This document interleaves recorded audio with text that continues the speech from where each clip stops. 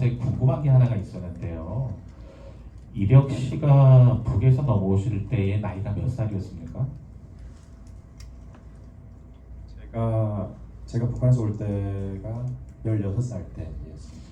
그런데 이제 아까 좀 전에 말씀하시기를 무슨 노동 같은 걸 많이 하셨다고 하셨지 않습니까? 네, 맞습니다.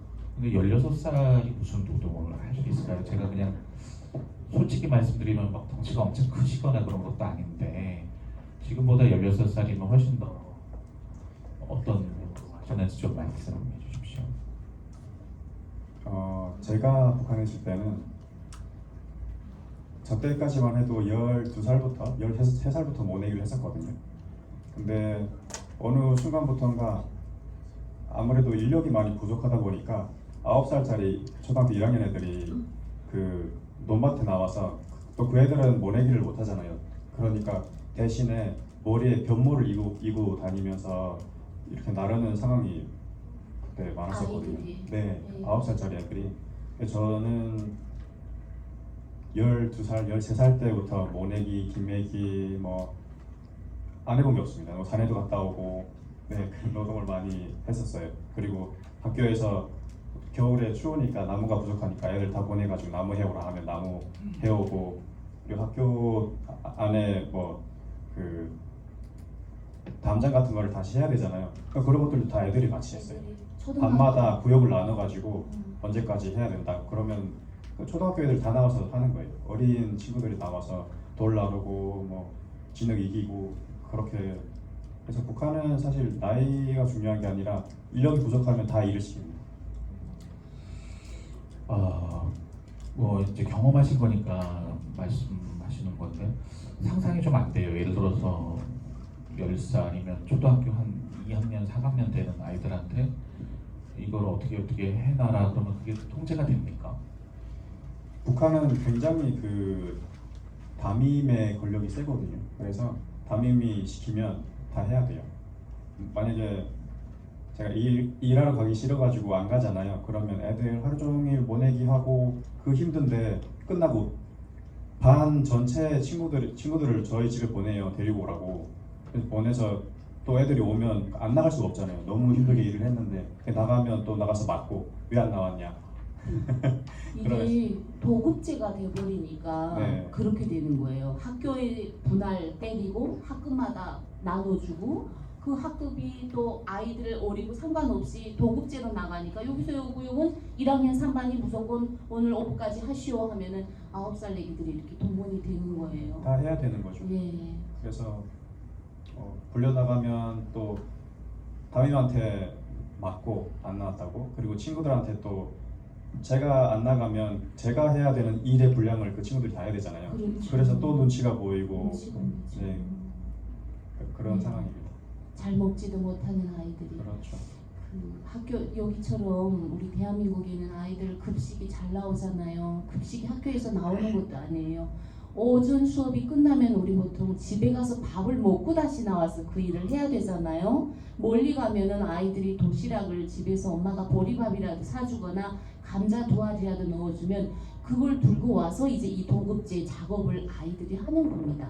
그러니까 참 그 제가 한국에 와서 제일 느꼈던 게 북한에 있을 때 보통 남남북녀라고 하잖아요. 근데 우리가 생각하기에 왜 남남북녀라고 하지? 그리고 와서 봤는데 여기는 남자 여자가 다 커요. 왜냐하면 그런 노동이 그 어려서부터 아이들이 고생을 안 했기 때문에 영양도 좋지만 이 고생하면서 아이들이 쪼그라든단 말이에요. 줄어든다고 해야 되죠. 절대 클 수가 없어요. 그러니까 어린 나이에 계속 이고 다니고 지고 다니고 허리가 굽어들고 클 수가 없는 거죠. 그래서 그런 부분이 아마 남과 북이 다른 그런, 사실 이거 인권 침해죠. 어찌 보면은 완전 엄연한 인권 침해죠. 아이들한테 노동. 우리가 TV에서나 볼 만한 아프리카 아이들이 예, 사는 그 모습이 우리 북한 사람들이 겪고 있는 그런 실제 이야기이기도 합니다. 참. 제가 괜한 얘기를 했나 봐요. 예, 아니에요. 조금 하겠지 이렇게 생각을 했어요. 사실은 왜냐하면 중학교 아이들도 우리 아들도 부려 먹기 힘들거든요. 소단지 하나 갖고 오라 그래서 큰일 나잖아요. 근데 초등학교 아이들이 그렇게 아니, 얘기한다는 게 그거는 제가 생각해 그거는 이제 개인이 제 자식한테 시키는 거고 지금 여기 탈북민들이 얘기하는 거는 국가가 시키는 거예요. 그러니까 학교가 국가잖아요. 국가 기관이잖아요. 그러니까 국가에서 학교에 시키는 학교에서 학생들에게 시키기 때문에 이거는 개인이 시키는 거하고 국가가 시키는 건 차원이 다르죠. 무조건 해야 되는 거예요. 이게 그런 사회에서 저도 살다 보니까 제가 그렇게 막 60대가 아닌데 저 딸내미한테 8살부터 설거지를 시켰어요. 예, 제가 지금 야 일도 해봐야 어디 가서 욕 먹지 않는다. 엄마 혼자 딸 키웠는데 어디 가서 그따위로 설거지하게 돼 가만히 사투 있으면 엄마 욕 먹어. 근데 이거를 한국에 계신 부모님들이 같은 보면 무슨 8살짜리한테 설거지를 시키세요. 막 큰일이 난 것처럼 얘기를 하세요. 아직 어리다고. 그래서 우리는 8살에 그렇잖아요. 학교에서 나가서 벽돌 나르고 막 철길 보수 작업도 아이들이 다 하고 도로 보수도 아이들이 나가서 흙 나르고 돌 나르고 했는데 공기 하나 못 씻는다고요? 이렇게. 예. 민선아 씨 한마디 하세요. 놀라서 지금 눈이 동그랗게 흙나르고 돌나르고. 근데 저도 초등학생 때부터 설거지는 했었던 것 같아요. 오 네. 그래요? 네. 네. 그런 얘기 해봤어요? 친구들은 아닌 것 같은데 저도 그러게요. 왜 막 그런 거 설거지하면 막 50원 돈 주죠, 그죠? 100원 내 힘으로. 약간 그랬었던 것 같아요. 저희는 무보수예요. 아,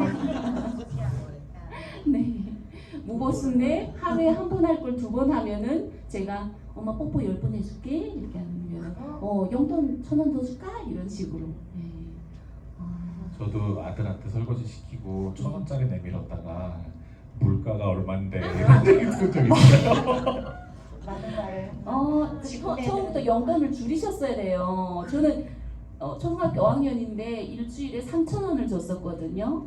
근데 어느 모임에 가서 제가 그 얘기했어요. 저 일주일에 3,000원 잘못된 거 아니냐고. 적어도 10,000원은 줘야지. 초등학교 5학년인데 3,000원. 그래서 집에 올라가서 제가 그래서 1,000원을 올렸어요. 야 5,000원 했더니 우리 딸이 여기 앉아 있긴 한데 어머니 고맙습니다. 한 번에 1,000원도 아니고 2,000원을 올려주시고 우리 어머니 역시 통이 크신 분 이러면서 너무 고마워하더라고요. 그래서 제가 사람은 참 적응의 동물이고 환경의 동물이라고 10,000원짜리 주는 애한테 2,000원을 올려주면 고맙다고 안 했을 거 아니에요. 근데 3,000원 주다가 2,000원을 올려줬더니 그렇게 감사해 하더라고요. 예. 용돈 얘기하니까 갑자기 저희 아들은 친구들 거를 앙케이트 조사를 해갖고 왔더라고요. 네. 얘는 얼마를 받고 얘는 얼마를 받으니까 우리 집 가정 형편을 생각해서 이 정도는 주셔야 된다. 그렇더라고요. 보니까 요즘 애들이. 그렇군요.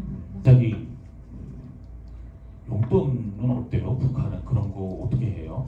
그게 이제 제가 좀 더 덧붙이면 용돈이 없으면 요즘 애들은 초등학교 모임도 못 해요.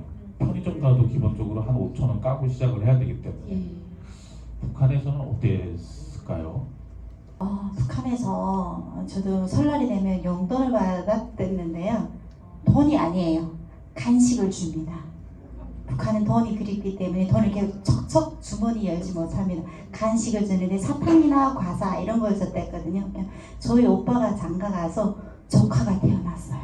근데 조카가 태어났는데 아버지 엄마가 그러니까 할아버지 할머니죠. 어떻게 하냐면 용돈 받는 방법이 있어요. 북한 집집마다 벽면에 보면 김일성이, 김정일 이런 사진들이 있잖아요. 그 앞에 서서 또박또박한 말투로 경례하는 아버지 김일성 원수님 고맙습니다 하고 허리 굽혀 인사하면은 엄마 아빠가 어이구 내 새끼 자매라 내 새끼 자매라 어떻게 말을 잘할까. 아니 그 선주를 만들어 준 사람이 누구예요? 아빠 엄마고 할아버지 할머니한테서 용돈이 나가야 되는데 그냥 그 초상화 우러러보면서 인사하고 말을 했다고 그게 감동돼가지고 용돈을 주더라고. 그 보면은 북한이라는 나라가 이제 말한 것처럼 우리 저기 선아 씨는 어머니의 간섭에서 저는 해방되고 싶습니다 라고 했잖아요. 네, 인간은 자유로움을 느끼는 동물이거든요. 당연합니다. 하지만 북한은 부모의 간섭, 학교 간섭, 국가 간섭 다 있어요. 조직 생활을 하면은 왜 이렇게 만들어 놓은 이유가 뭐냐면요. 북한이라는 나라가 독재 국가입니다. 한 사람이 2,500만이라는 북한 주민들을 거느려야 되기 때문에 굉장히 어려워요. 그렇기 때문에 어릴 적부터 체계적으로 네가 내 말을 들었을 때는 구두표창이라든지 보여주기 식으로 내세워주고요. 내 말을 듣지 않았을 때는 강하게 처벌한다는 걸 어릴 적부터 교육하다 보니까 사람들이 인식이 그렇게 돼먹은 거예요. 그래서 부모님들도 자식 교양을 항상 장군님한테 감사해라. 저희 아버지도 항상 나라와 민족과 장군님을 위해서 일을 해라. 그래야만 네 인생이 꽃핀다. 이런 걸 받다 보니까 저는 용돈도 받으면 그 아빠 엄마한테 드리는 게 아니고 북한에는 충성회 당자금, 돌격대 지원금, 인민군대 지원금이라고 국가에 내는 돈이 있어요. 헌금 같은 네, 거죠. 그런 용돈을 도리어 나라에 바쳤습니다. 부모님한테 살면서 사랑합니다, 존경합니다 하는 말을 평생을 못했어요. 지금도 막 후회가 너무 나거든요. 근데 북한에 있을 때는 아버지 김일성, 김정일, 김정문 원수님 너무 고맙고 사랑합니다 이런 말을 입이 닳도록 했어요. 기계적인 맞죠. 세뇌를 평생 받으면서 살다 보니까 그렇게 이상한 현상 같은 게 보이는 거죠. 어찌 보면은 웃기는 상황이잖아요. 이력 씨는 용돈 조금 늦게 오셨잖아요. 그래도 북한을 오실 때 어떻게 하셨어요? 용돈 뭐 알바 같은 거 있었나요? 북한에서요. 예. 사실 북한에서는 뭐 아르바이트는 상상할 수도 없죠. 예. 거기는 그런 게 안 돼 있으니까. 근데 저는 용돈을 받아본 적은 없어요. 그냥 그쵸. 부모님한테서 용돈 음. 받아본 적이 없고요. 맞아요. 그리고 돈을 받는다고 하면 이제 북한은 1월 1일을 가장 크게 세거든요. 그때는 소주 한 병 들고 할아버지 할머니 주변 돌아다니면서 한 잔씩 따라드리면 그 할아버지 할머니가 50원 주시고 어떤 분은 또 많이 주시면 100원 주시고 이렇게 주시는 걸 받는 게 사실 다예요. 그리고 뭐 돈이 좀 필요하다 그러면 뭐 가끔은 부모님한테 요청을 하기도 하고 네. 아니면 탈곡장에 나갑니다. 나가서 옥수수를 따서 훔쳐가지고 네, 자리 그렇죠. 좀 해결하고. 옥수수를 따서 팔기도 하고 그렇게 돈을 썼던 것 같아요. 그렇죠. 우리가 흔히 알고 있는 북한의 용돈 해결하는 방법. 그렇죠. 여자들은 또 그런 것도 못하고 정말 힘들었던 것 같아요. 저도 뭐 무남동녀로 태어나기는 했는데 장사를 일찍 할 수는 없었어요. 부모님이 반대를 하셔가지고 뭐 먹고 사는 게 괜찮은데 죽도 안 먹는데 왜 난리야 막 그래가지고 일찍은 못했는데 20살 때 저는 금 재련을 했거든요. 광석을 사다가 시약 있잖아요. 청산칼이라고 알죠? 옛날에 꽁 잡을 때 썼던 독약이 있어요. 독극물. 그거를 넣으면은 돌에 있는 금성분이 녹아내려요. 그 녹아내리는 것만큼 내 몸도 녹아내리는 거죠. 그걸 작업을 하니까. 저는 그렇게 해결을 했었어요. 그래서 20대인데 생리가 없었어요. 그 독한 걸 계속 만지니까 나중에 그거 또 다 몰수당했었어요. 그렇게 만든 금을. 금은 나라의 김일성의 자산인데 왜 서민이 금을 만지냐. 그래서 저 그렇게 금을 만들었는데 이런 금 목걸이 하나 못 해보고 다 뺏겼잖아요. 그래서 제가 첫사랑하고 헤어졌을 때도 눈물이 안 났었거든요. 근데 그 전 재산을 그 뼈를 갈아서 만든 그 금을 다 뺏기고 났을 때 제가 땅을 치며 울었어요. 나 진짜 청춘을 갈아서 만든 돈. 그래서 제가 그때 탈북을 급동이가 막 이만했어요. 아니요. 금이 돌아가시면은 그만큼을 만약에 뺏겼잖아요. 네. 그러면은 저는 여기 몰았을 거예요. 아마. 이렇게 됐죠. 금은 김일성의 자산이라고 딱 정해져 있거든요. 일반 서민이 만지면 안 된다고 돼 있어요. 그래서 제가 그때 가장 오고 싶은 생각, 나쁜 놈들. 그런 생각했어요. 너네 먹고 살게도 안 해주면서 왜 내가 뼈를 갈아서 만든 걸 이렇게 다 착취해가는데 그런 경험이 있었어요. 용돈을 힘들게. 소지 씨는 어떻게 부산에서 금 좀 켜봤습니까? 부산은 그렇지 않고 저도 아르바이트 많이 했는데요. 서울에 올라와서 어쨌건 그 먹고 살아야 된다는 생각 때문에 BHC 알바 뭐 2년 넘게 막 하고 그 집에 가는 길에 막 머리카락에서 치킨 냄새 엄청 나는데 그 냄새도 잘 배잖아요. 맞아요. 또 서러워서 막 또 울고